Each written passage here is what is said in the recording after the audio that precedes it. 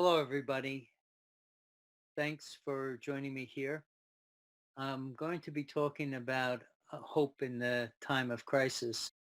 But before I begin, I would like to just take a few seconds to have a mindful pause for all the people we know that need our compassion, need our thanks, and need our strength in order to carry on. So if you just take a moment and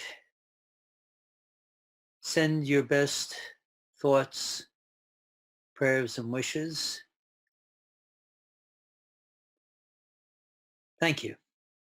Uh, Today, what I'm going to be talking about is the science of hope.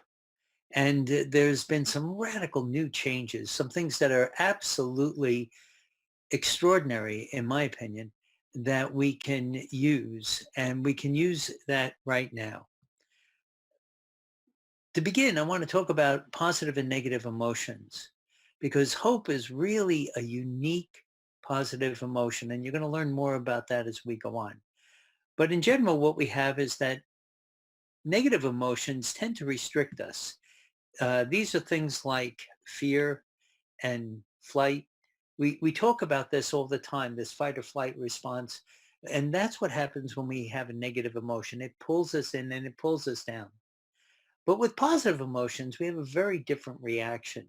They tend to build us up and build resources. Once we get activated with positive emotions, it seems as if these positive emotions broaden and build our connections to other people, as well as our own creative resources. If you would, to take a moment and just look at the very edge of this mountain, look at the top of it, and then take a look at its reflection in the lake below. I want you to see if the edge of that mountain, its landscape, and the reflection below are an accurate reflection of one another. Now, as you're doing that, I'm going to invite you to put your left ear on your left shoulder and take a look at that image again. What you should notice is that all the way on the left-hand side, you'll see the head of an adult in prayer pose, and then a child in front of that adult in prayer pose. The edge of the mountain up here are the shoulders of the adult. And down here, this rock becomes the edge of the shoulders of the child. Nothing changed in what you saw. What changed was how you looked at it.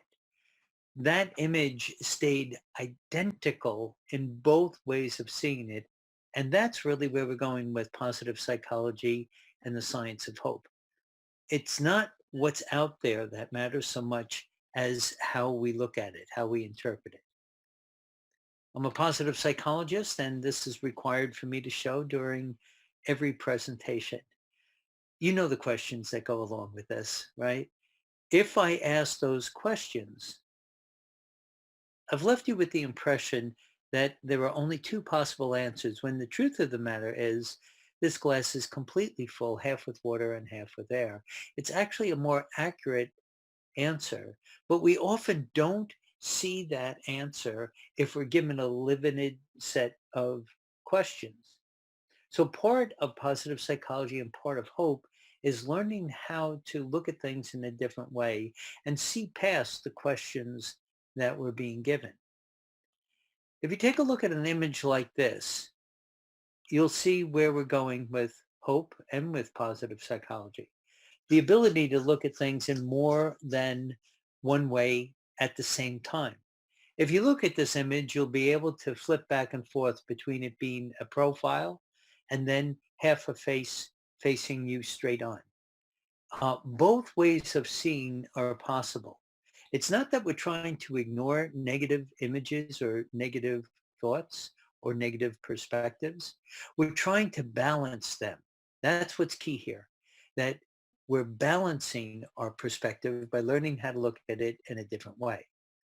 Now, this next image, I'd like you to see what happens the moment you look at it. So it's intriguing. This is an image you've not seen before, and yet you already have a sense that maybe there's another way to look at this. That's what we're doing in the science of hope. We're teaching how people can be more hopeful by learning to look at things in a different way. So we get some practice in some early things, and then we're able to look at new things with a completely unique set of lens. I've likened negative thoughts to pebbles and positive thoughts to feathers. Pebbles are heavier than feathers. And so when we think about how could we possibly balance this out, uh, often people think one great big thing is going to do it, some big positivity. You get married or get the job you want or something that you think is really going to be an achievement or a big thing in your life. Well, the truth of the matter is no one big positive thing balances out a lot of our negativity. We need a lot of little things to balance it out. It really looks a little more like this. Can the feathers actually balance out the pebbles? Can our positive thoughts balance out the negative ones? They sure can. Negative thoughts are stronger than positive thoughts because of something known as the negativity bias. Evolution has prepped us in a certain way to worry. Jack and Sam are outside the cave and Jack says, I'm going to go in the cave and see what all those noises are about. And Sam says, I'm going to stay out here. Well, Sam's genes get passed on to us because he was a worrier.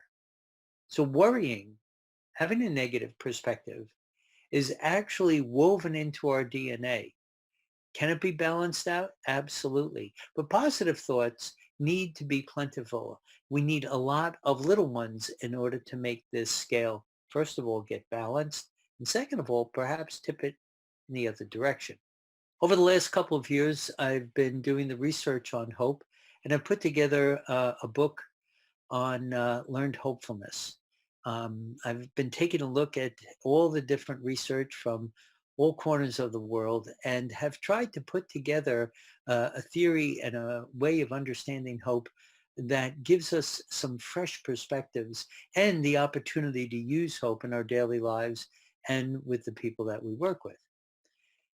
One of the first things I learned is that the researchers who were looking at hope were all doing it, not really paying a heck of a lot of attention to one another. It's like the parable of the blind men who grab a different part of the elephant and believe that the elephant looks like what they're holding on to. So if they hold on to the tail, it looks like a rope. If they hold on to the ear, it looks like a fan. If they touch the side, it looks like a wall. They all have a piece of what's true, but they really didn't have a clear understanding of how hope worked. One of the things that became more and more obvious is that the medical researchers weren't really reading the psychological researchers who really weren't taking a look at what the educators had done. As I put the book together, there were several people that I was very lucky to have endorsed the work. The reason why I put this up here is to highlight the fact that these are folks who come from very, very different disciplines. These are folks who have done longitudinal studies, researchers in psychology, researchers in education, business people. What we're able to see is that hope has value almost in any domain we look at. What I mean by learned hopefulness is that we're trying to cultivate a belief that we can optimize our influence in the future. Uh, Belief systems are really at the core of what we're trying to look at. Years back, they used to have behavior modification. Well, in order to study hope, we need belief modification.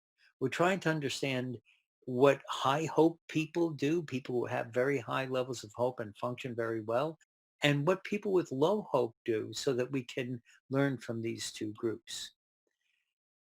Along the way, there were 5 myths about hope that became very obvious as I looked at it, and I want to share them with you now. The first one is that hope is a purely positive emotion. Well, that's not true. It is unique among all the positive emotions because it requires negativity or uncertainty to be activated. That's a deal breaker. When we look at positive emotions like joy or bliss or awe, things like that, they don't need negative emotions to jumpstart them. And negative emotions certainly don't need positive emotions to jumpstart them. But hope is right in the middle. It's the only one that requires negativity or uncertainty to be activated. Well, with COVID-19, those two raw emotions are perhaps more prominent now than at any other time in history. So the ingredients for hope are there. The second myth is that hope influences our belief system. It actually ends up being the other way around. What happens is our belief system will influence our sense of hope. If you just think about what a pharmaceutical company has to do in order to get a medicine approved, it has to go up against the placebo effect. So just to think about that, the placebo effect is maybe our greatest statistical measure of hope because all we have to do is believe that something will work and it changes our outcome. That's kind of powerful. So our belief system influences the degree of hope we have. Our third myth is that hope is the same as faith. Actually, when we get down to this part, this is the difference between how scientists study hope and how we use hope in our general vocabulary. Often we say hope, but we really mean faith. If I say, gee, I hope tomorrow is a good day, that's not what the researchers are talking about. It's really that we have faith that there's going to be a good day tomorrow. Here's the difference. Hope is when we feel we can positively impact our future. Faith is when we've surrendered that to something greater. So there was a great discussion I had heard back in the day from Catfish Hunter, who was a pitcher, and he was being inducted into the Hall of Fame. And he was talking about all the things he did to control the baseball. And how he worked hard in the off season and his arm and how he had to, be really careful and then work very hard for it and then practice under different conditions. And he said, but at some point I have to let that ball go and I have no way of knowing what's going to happen after I let it go. That to me is a perfect definition of the difference between hope and faith. If I do my part and I can control everything I can control about how I think the future is going to be, then there's a part where I have to let it go. So it's the belief that we can have influence over the future. But then when we can't have that influence, or we let that influence go to a different source, well, when we do that, that it becomes faith. I was invited, believe it or not, to speak at St. Patrick's Cathedral in New York City. Was an extraordinary experience. And I was invited to speak on the nature of this difference between hope and faith. And when I was asked to be there, um, in preparing, I put together a number of quotes, and this is one of my favorites. Hope is faith holding out its hand in the dark. The reason I like this is that it tells us about the applied nature of hope. Hope is really the functional and applied aspects of this. Faith is something that we don't have control over. We believe in, we think about, but we can't actually control. Myth number four is that hope is regulated by circumstance. It tends not to be that way, although it might appear that if we have a particular circumstance in front of us, the amount of hope we have in that circumstance will be high or low depending on what we're confronted with. But the truth is hope is regulated by calibration and correction rather than circumstance. Let me give you an example of what I mean. There was a client I worked with many, many years ago, was when I was a young therapist. And I was working with her for about 6 months and actually had no improvement at all. She was arguably one of the most depressed people I've ever worked with. And as a new therapist, I was kind of anxious about finding ways to get her to change and to feel better. And although she came very regularly to the sessions and showed up, I would give her all kinds of tasks to do or things to do, and she wouldn't do them and then show up the next week. And I was really becoming frustrated and not sure that I was the right person to help her. She always showed up on time, except for this one day. She came in about 10 minutes late, and under her arm was a package of paper plates. And she said, "Oh, I'm sorry, I'm late, but I stopped to pick up paper plates." Well, I was probably an optimistic psychologist back then, and I was all excited. And I said, "Oh, that's great. Are you going to have a party or a gathering?" And she was looking at me like, "No."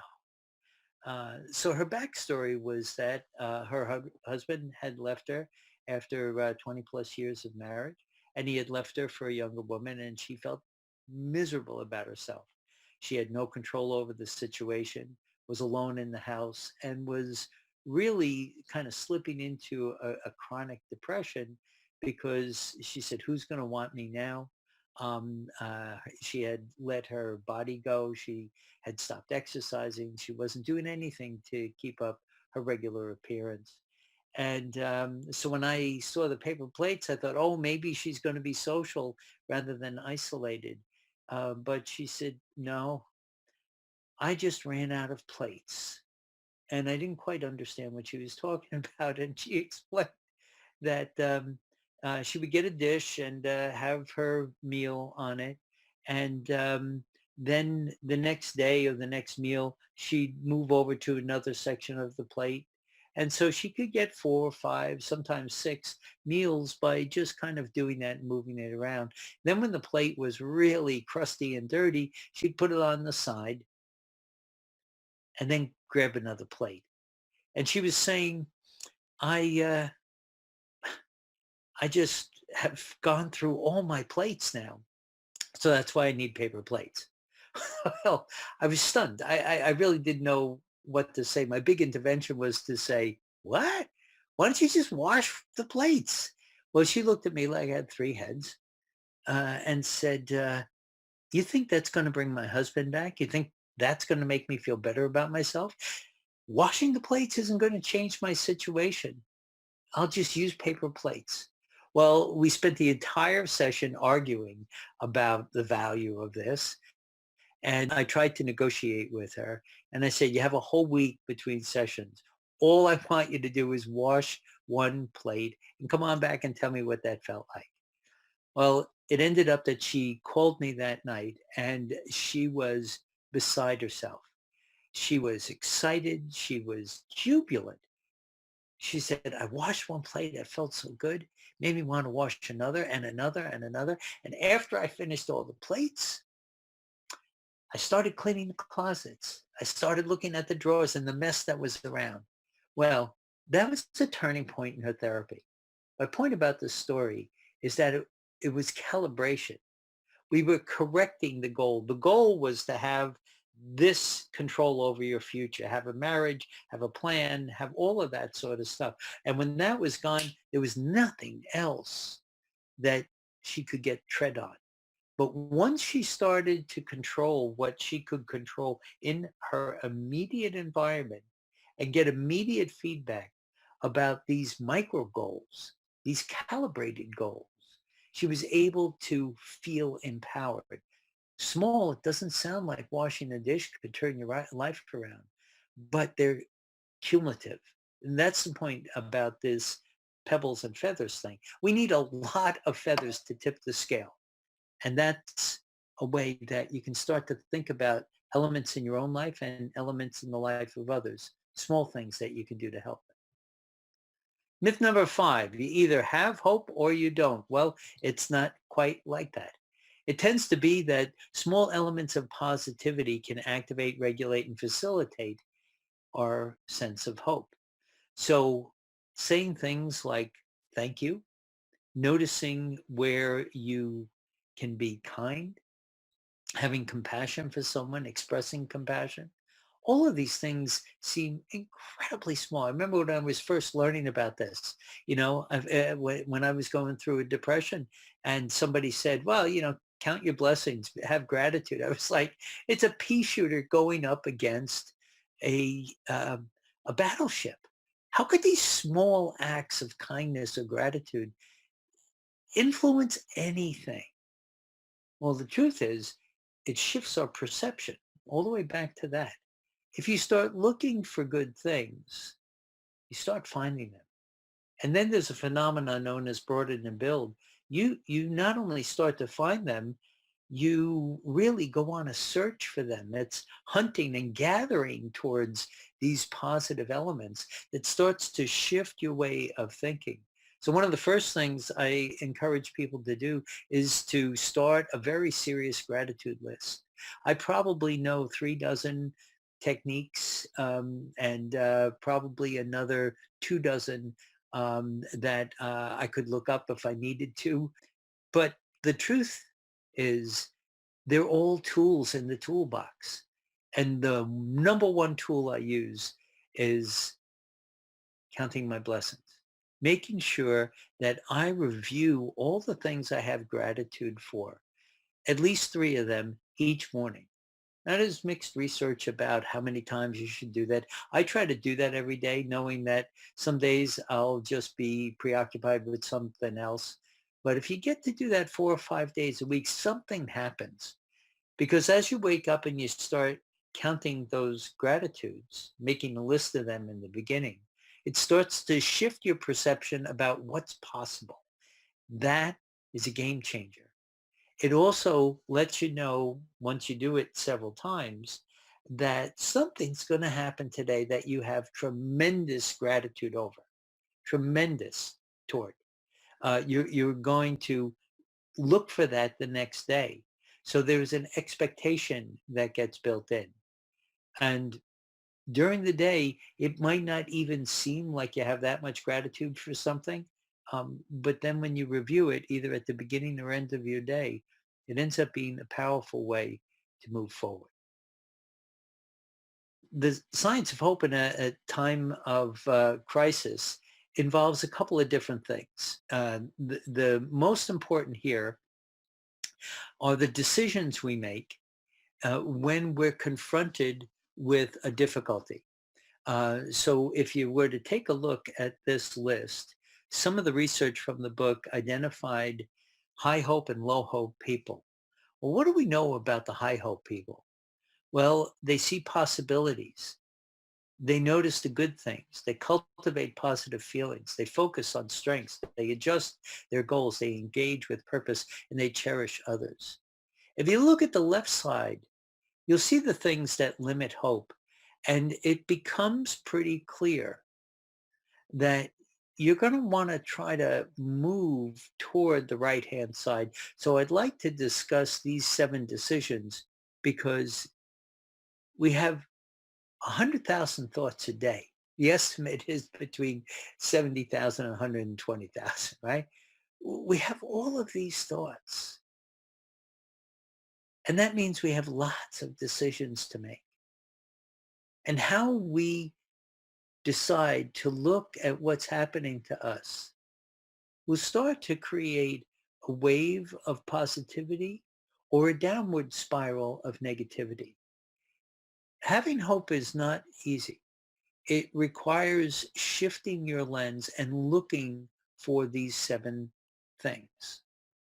So let's take a look at this, right? When we're confronted with a change, when we're confronted with something that forces us to change or we want to have change in our life or perhaps some combination of both, we really want to take a look at how do the high hope people see adversity and convert it into opportunity.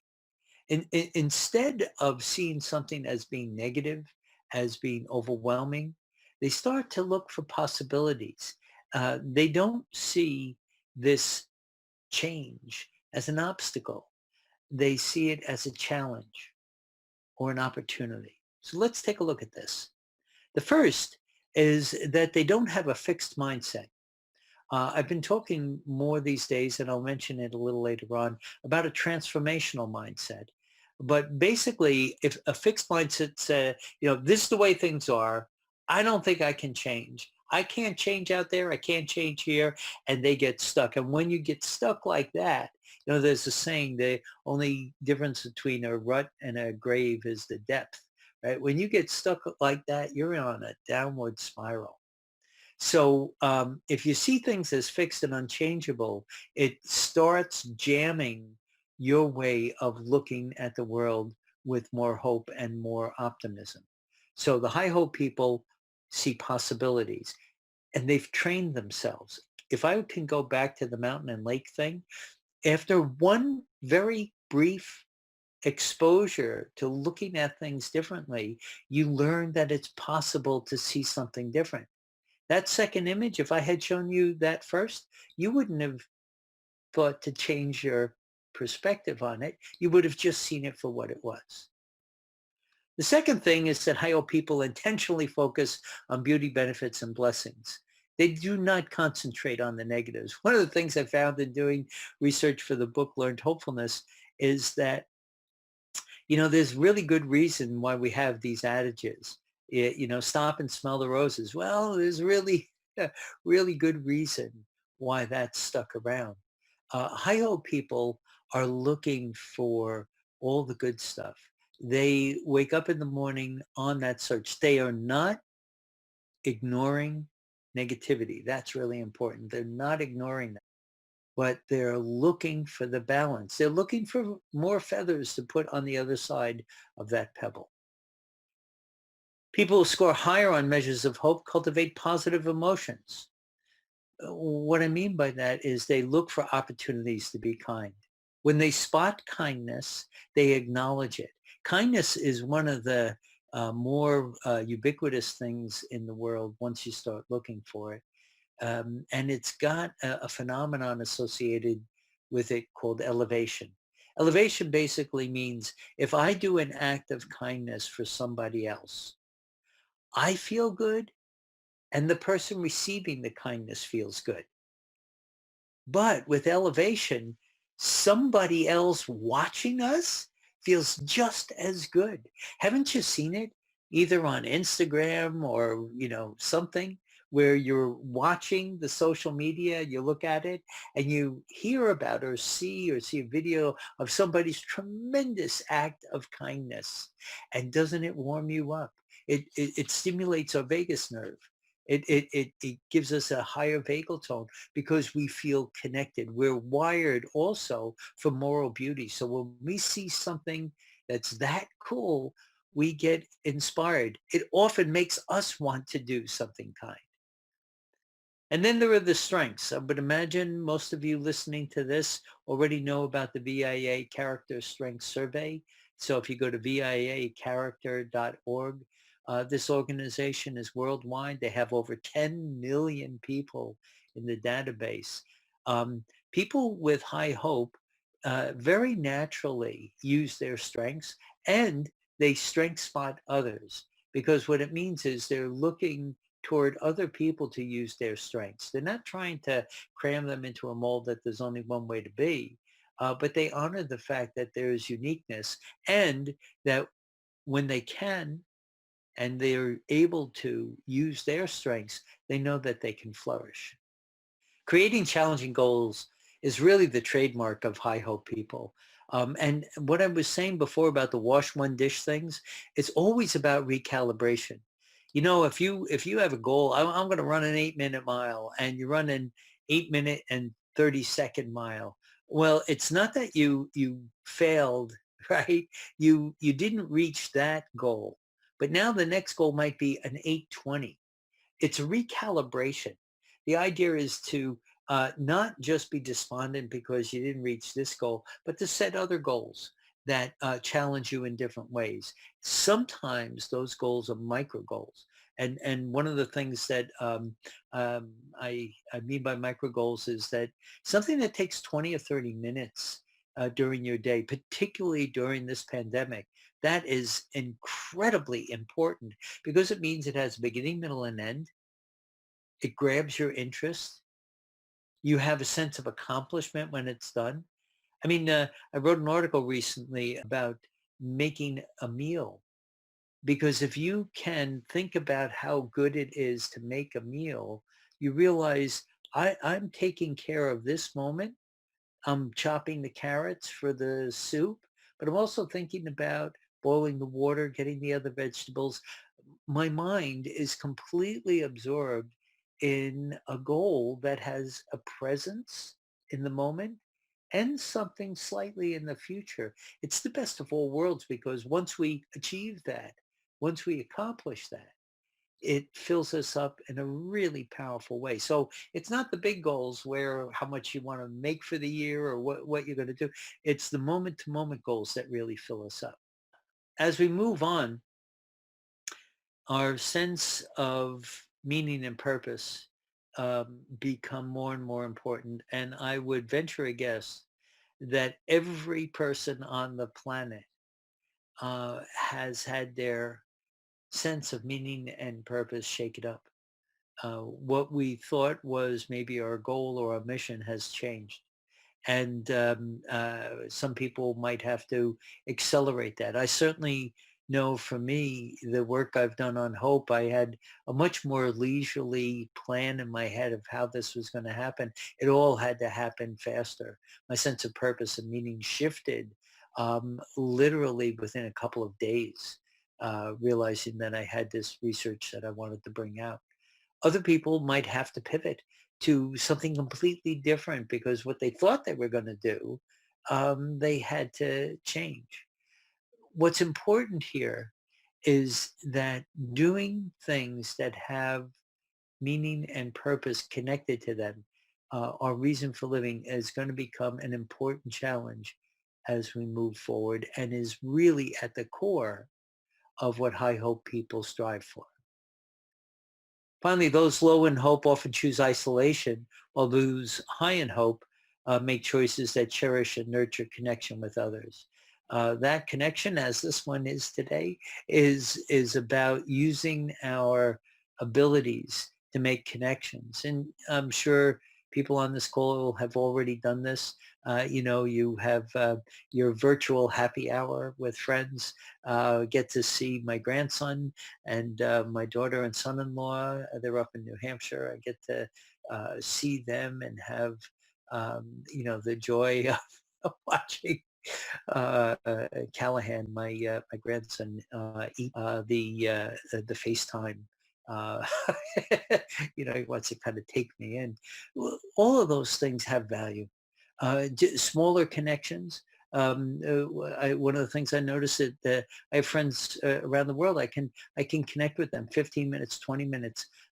Small things that we can do now. Might not be able to travel there. Might not be able to have some big meeting at a conference, but we can do it this way. And that, again, is characteristic of high hope people.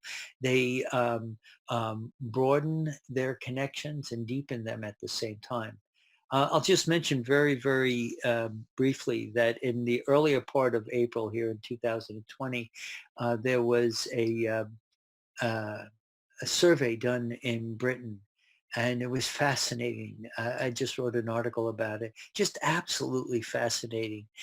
Only 9% of Britons want to go back to the way things were. They don't, only 9% said they wanted to go back to their normal life.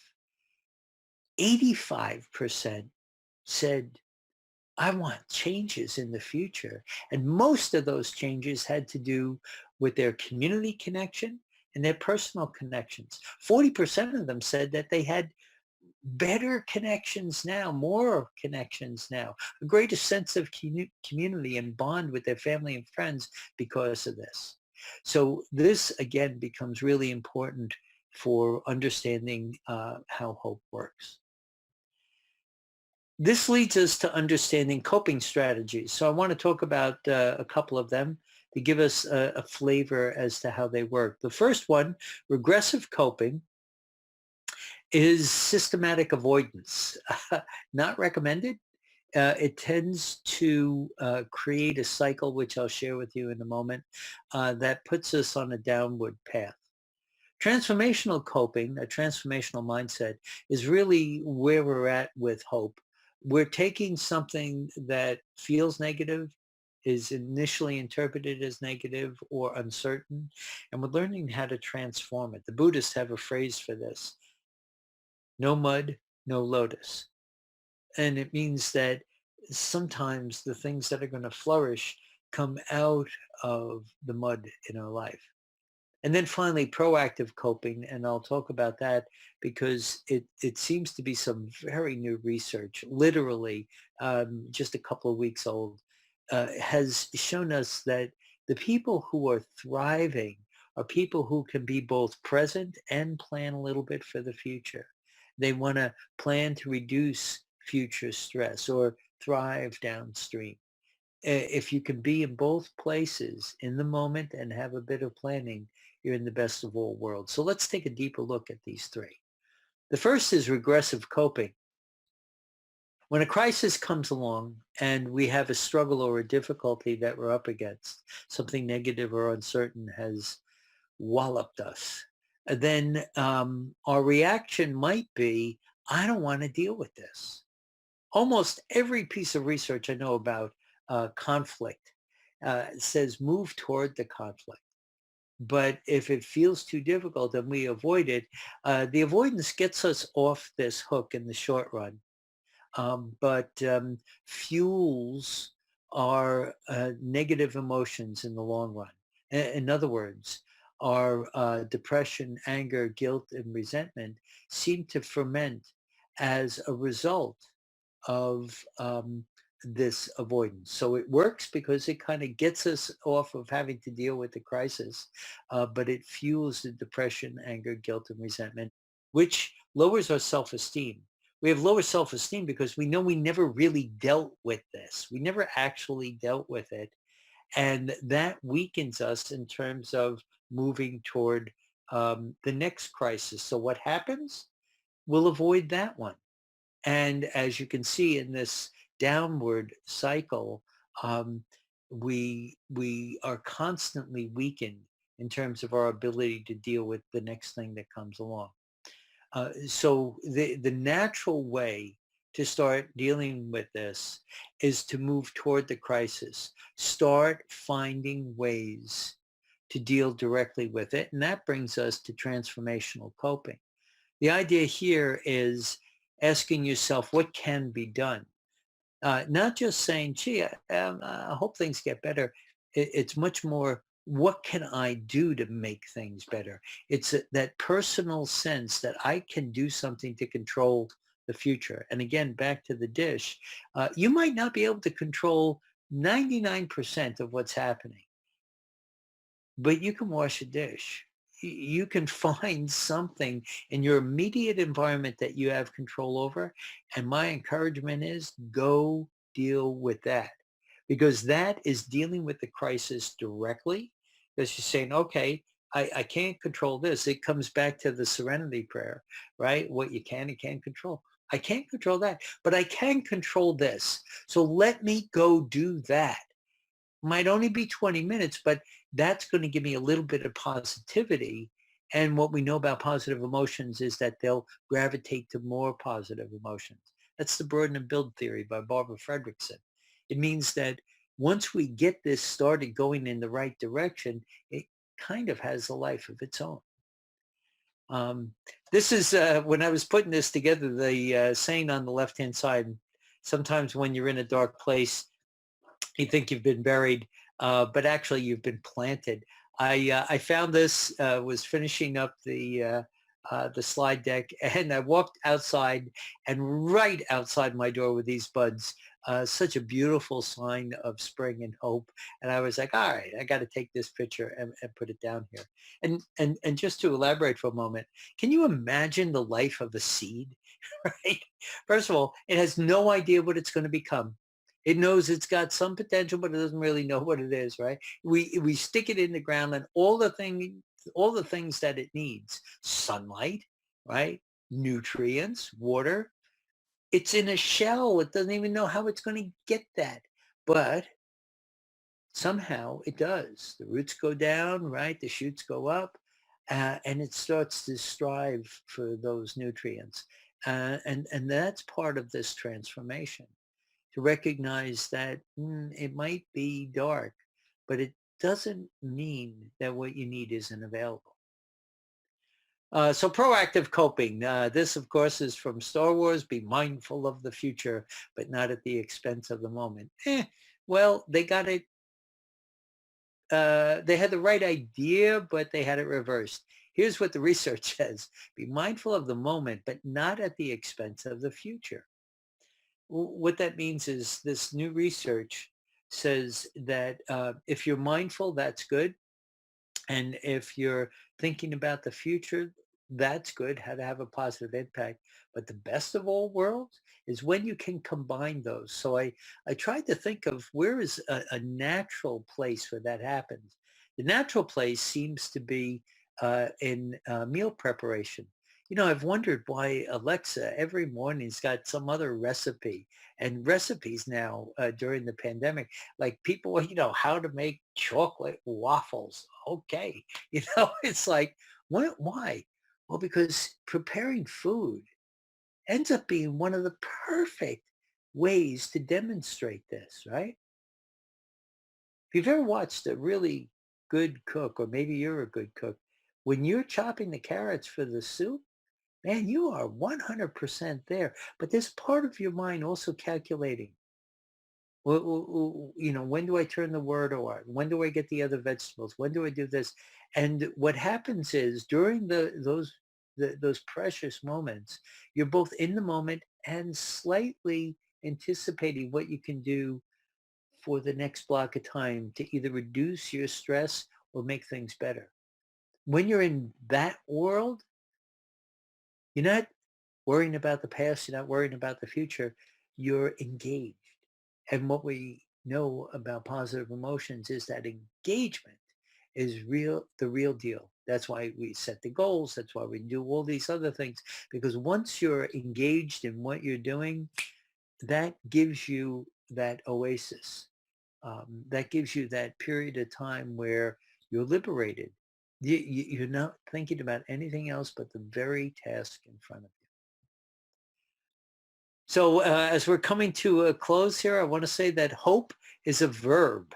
Hope is about doing something. And I want to just show you the actual definition of hope as a verb down on the bottom. You want something to happen or be the case, or you expect, anticipate, look for, wait for, or be hopeful of. Eh, I think that's the old definition of hope. What I'm striving for and sharing all this research is make something happen. And don't wait for something to happen. Make it happen. I want to share here at the end the 7 decisions. I want to show them to you again and give you a challenge. I'd like you to take a look at these. And in particular, on the far right, the 7 things that are essential for increasing high hope. And I'm going to ask you to think about where you are with these 7, and maybe pick the one where you're a little bit more on the left-hand side than you'd want to be, and specifically what it is you might do to move that over to the right side. Don't pick more, if you're all 7 on the left side, I'm sorry to hear that. But only pick 1 or 2. Norman Vincent Peale said it back in the day: change your thoughts and you change your world. And nothing could be truer from all the new research for learned hopefulness. Um, your belief systems, your thoughts are really the front wheels of your car. They're going to take you in whatever direction you take them. You take them to the left, they're going to go to the left.